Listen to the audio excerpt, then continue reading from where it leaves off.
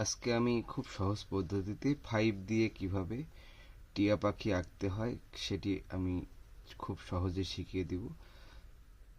তো এভাবে আপনারা বাড়িতে নিজের ছোট বাচ্চাদের খুব সহজে পাখি আঁকা, টিয়া পাখি আঁকা শেখাতে পারবেন।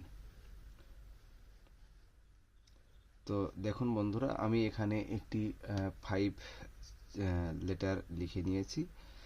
এরপরে এখান থেকে 5 দিয়ে টিয়া পাখি আঁকার জন্য 5-এর উপরের অংশের মাথায় এভাবে ঘুরিয়ে নিয়ে পাখির মাথার অংশ এঁকে নিতে হবে। এরপরে এদিকে ডানা বা পিঠের অংশ আঁকার জন্য এভাবে একটা টান বাঁকা করে দিয়ে দিতে হবে। এরপরে এখান থেকে নিচের অংশটি এভাবে নিয়ে মিশিয়ে দিতে হবে। এরপরে পাখির গলায় এখানে সুন্দর করে একটি টান দিয়ে দেব, তাহলে ভালো লাগবে। টিয়া পাখির গলা এখানে লাল অংশটি থেকে থাকে। এরপরে যেটা করতে হবে, এখানে গলা এবং বুক, পেট নিয়ে এভাবে আমরা ঘুরিয়ে এখানে পিঠের সাথে লেজের সাথে মিশিয়ে দিব। এরপরে যেটা করতে হবে, নিচে লেজের অংশ আঁকতে হবে। লেজ আঁকার জন্য এখান থেকে এভাবে আমরা নিচের দিকে টান দিব এবং এখান থেকে এইভাবে মিশিয়ে দেব।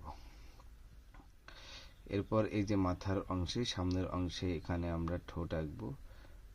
তো ঠোঁট আঁকার জন্য টিয়া পাখির ঠোঁটটি এভাবে একটু বাঁকা মতো হয় আর নিচের অংশটি এভাবে উঠে যায়। এখানে একটি চোখ দিয়ে দিব এবং এই নিচের অংশে এখানে পা দিয়ে দিতে হবে। তো আমি এখানে পা এঁকে দিচ্ছি।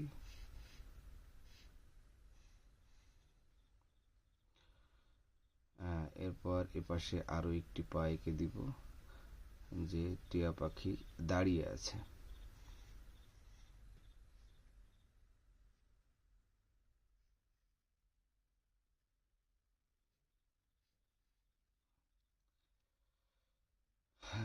এরপর লেজের নিচ থেকে এভাবে একটি লাইন টেনে উপরের দিকে মিশিয়ে দিতে হবে।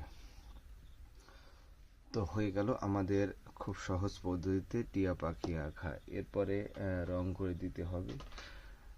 ঠোঁটের অংশটি আমি এখানে লাল রং করে দিয়েছি এবং গলার অংশে এখানে লাল রং করে দিলাম। এদিকে পায়ের অংশটি আমি লাল করে দিব। পায়ের পাতা,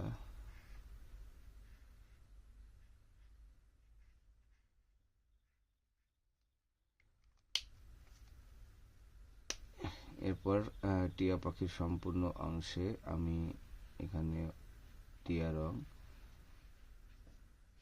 করে দিচ্ছি।